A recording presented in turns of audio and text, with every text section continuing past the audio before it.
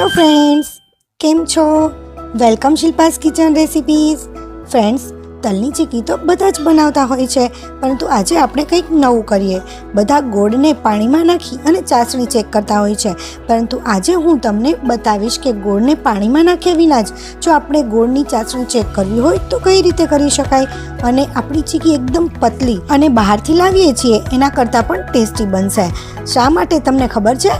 એ તમને હું આગળ કહું છું, અને સાથે સાથે એકદમ ક્રિસ્પી તો ખરી જ। તો ફ્રેન્ડ્સ, રેસીપી સ્ટાર્ટ કરીએ પહેલાં તમને એક રિક્વેસ્ટ છે, જો તમે મારી ચેનલને હજી સુધી સબસ્ક્રાઈબ નથી કર્યું તો નીચે જે લાલ કલરનું સબસ્ક્રાઈબ આપેલું છે તેને પ્રેસ કરી અને બાજુમાં જે બેલ આવે તેને પણ પ્રેસ કરી અને ઓલ પ્રેસ કરી લેજો, જેથી મારા નવા બધા જ વિડીયોની નોટિફિકેશન તરત મળી રહે। અને આ બિલકુલ ફ્રી છે, હું હંમેશા આવી નવી નવી રેસીપીસના વિડીયો લાવતી રહું છું। અને જો તમારું સબસ્ક્રાઈબ ગ્રે કલરનું છે તો તમે પહેલેથી સબસ્ક્રાઈબ કરેલું છે, બીજી વખત કરવાનું નથી।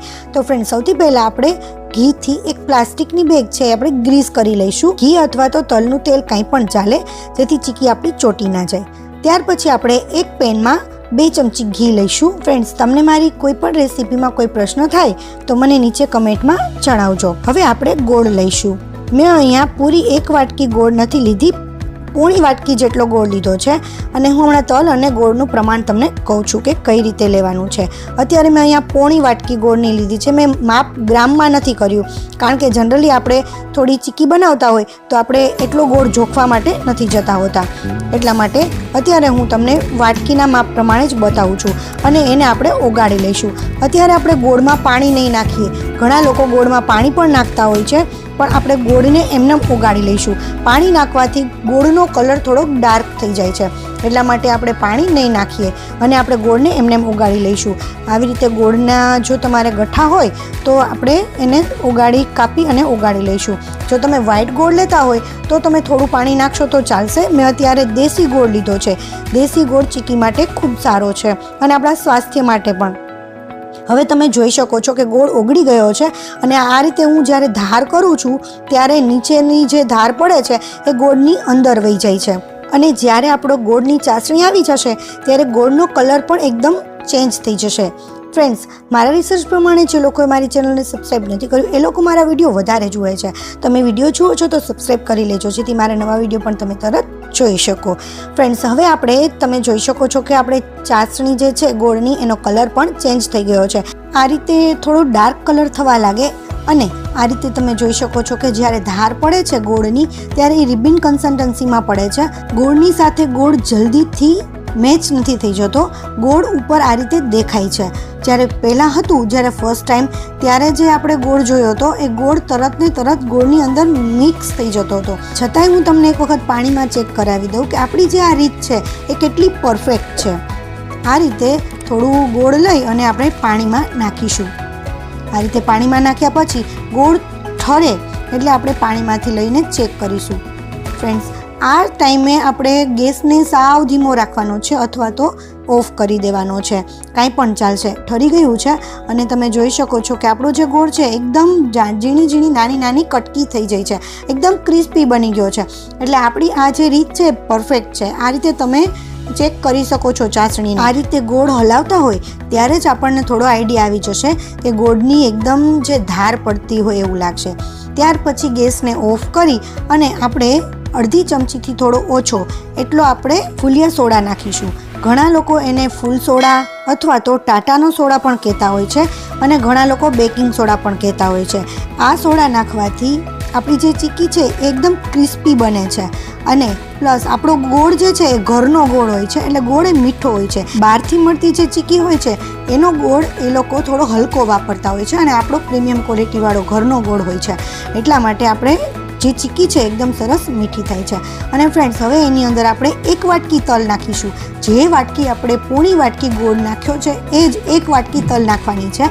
મેં અહીંયા તલને પહેલેથી શેકી લીધા છે, એટલે એમાં જે કોઈ ભેજ હોય તો એ નીકળી જાય, જેથી આપણે જે ચાસણી હોય એ પાછી ના પડી જાય અને એકદમ ક્રિસ્પી અને ક્રન્ચી બને। જો તમે ગોળનું પ્રમાણ થોડું વધઘટ કરવા માંગતા હોય તો તમે કરી શકો છો, એનાથી કોઈ બહુ ફરક નહીં પડે। આપણે આ જે ચીકીમાં તલ મિક્સ કરીએ છીએ અને જે એનો કઠણ થાય છે એ થોડું વધારે થશે જો તમારો ઓછો ગોળ હશે તો, અને થોડો વધારે ગોળ હશે તો સેજ ઢીલું થશે, બસ એટલો જ ફરક પડશે, કાંઈ બહુ વધારે ફરક નહીં પડે। એટલે તમે તમારા ગોળનું પ્રમાણ થોડું ઘણું ઓછું વધારે કરી શકો છો। જો તમારો ગોળ ઓછો હોય તો તમારે ખાસ ધ્યાન રાખવાનું છે કે આ પ્રોસેસ છે થોડી વધારે ઝડપથી કરવી પડશે, નહીંતર તમારે અહીંયા ને અહીંયા એકદમ જામી જવા માંડશે. હવે ત્યાર પછી આપણે જે ગ્રીસ કરેલી આપણી પ્લાસ્ટિકની બેગ હતી એના ઉપર આપણે બધું સરસ રીતે પાથરી દઈશું. આ પ્રોસેસ ગરમ ગરમમાં જ કરવાની છે, જલ્દીથી કરવાની છે. ફ્રેન્ડ્સ, તમને મારી આ રેસીપીમાં કોઈ પ્રશ્ન હોય કે પછી તમારે કોઈ નવી રેસીપી શીખવી હોય તો મને કમેન્ટમાં જણાવજો. આ રીતે બરાબર કરી અને આપણે હાથેથી થોડું પ્રેસ કરી લેશું. જો તમને હાથેથી ગરમ લાગે તો આ રીતે ફ્લેટ વાસણ, નીચેનું જે તળિયું છે એ ફ્લેટ હોય એનાથી થોડું ઘણું આપણે આ રીતે પ્રેસ કરી લેશું, જેથી કરીને આપણને વેલણથી વણવામાં સરળતા રહે. ત્યાર પછી આપણે વેલણથી થોડું વણી લઈશું. તમારી પાસે જે રેગ્યુલર આપણે રોટલી વણવાનું વેલણ હોય જ છે એનાથી આ રીતે એકદમ પ્રેસ કરી અને વણી લેવાનું. આ રીતે કોઈ છૂટું પડી જાય તો એમાં કોઈ ગભરાવાની જરૂર નથી. આ રીતે સહેજ ભેગું કરશો અને બરાબર રીતે વણશો, ધીમા હાથે, હળવા હાથે વણવાનું છે એટલે સરસ વણાઈ જશે. અને જે તૈયાર જે રાઉન્ડવાળી ચીકી આવે છે એવી ચીકી બનાવવી હોય અને એવી શીખવી હોય તો એ પણ તમે મને કમેન્ટમાં કહેજો, તો એ પણ આપણે બનાવીશું. આપણે આ જે ચીકી છે સરસ રીતે વણાઈ ગઈ છે, એકદમ પતલી. તમારે જેટલી પતલી કરવી હોય એટલી પતલી તમારે વણી શકાશે. અને ત્યાર પછી આપણે એને ચપ્પુથી કટ કરી લઈશું. અને જો તમે ચપ્પુથી કટ ના કરો અને આ રીતે તમારી પાસે પિઝા કટર હોય તો એનાથી તો એકદમ સરળતાથી અને ખૂબ જ સરસ રીતે કટ થઈ જાય છે, તો તમે એનો પણ યુઝ કરી શકો છો. અને તમે જોયું કે આપણી જે પ્લાસ્ટિક બેગ હતી એ જરાય ચોંટી નહોતી. જો તમે ગ્રીસ નહીં કરી હોય આખી પ્લાસ્ટિક બેગ તો તમારી ચોંટી જશે. હવે આપણે આ રીતે સહેજ કટ કરી લઈએ. તમે જોઈ શકો છો કે આ કટ પણ ઇઝીલી થઈ જાય છે. એનો મતલબ કે એકદમ ક્રિસ્પી છે. જો તમને કટ થવામાં થોડો પણ પ્રોબ્લેમ થતો હોય તો એ ઠરશે, ત્યાર પછી એકદમ ક્રિસ્પી નહીં બને, એ તમારે ધ્યાન રાખવાનું છે. હવે આપણે બધા કટકા થઈ ગયા છે અને આપણે એક તોડી લઈએ. એકદમ પતલી અને ફટાફટ તૂટી જાય, મોંમાં જતાં તરત જ ઓગળી જાય એવી સરસ આપણી ચીકી બની ગઈ છે. બીજું પીસ પણ આપણે કટ કરી લઈએ, એકદમ પતલું અને ફટાફટ. અને જો તમે આ રીતે વણશો અને ઘીથી ગ્રીસ કરેલી હશે તો શાઇનિંગ પણ એવી જ આવશે કે જેથી બહારથી આપણને મળે છે જે ચીકી. તો ફ્રેન્ડ્સ, તમને મારી રેસીપી ગમી હોય તો એક લાઈક આપી દેજો અને સાથે સાથે બીજાને પણ શેર કરજો. અને મારી રેસીપી કેવી લાગી એ મને કમેન્ટ કરીને જરૂરથી કહેજો. અને હા, આવી જ નવી રેસીપીઝ જોવા માટે મારી ચેનલને સબસ્ક્રાઈબ કરવાનું ના ભૂલતા. Thank you for watching. Next recipe સાથે ફરીથી મળીશું. ત્યાં સુધી બાય બાય.